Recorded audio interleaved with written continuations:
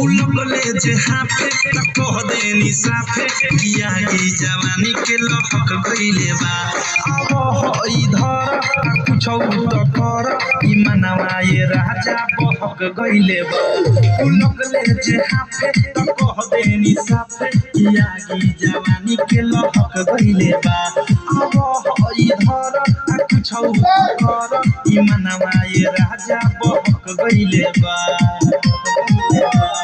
कोइनी उनकर नासा में रहनी उहे भइल जवन हम सखी चाहनी लागल नाही शरम काम कोइनी कुकरम कहने दुनु हाथ फेर दुनु पंप बैठवा की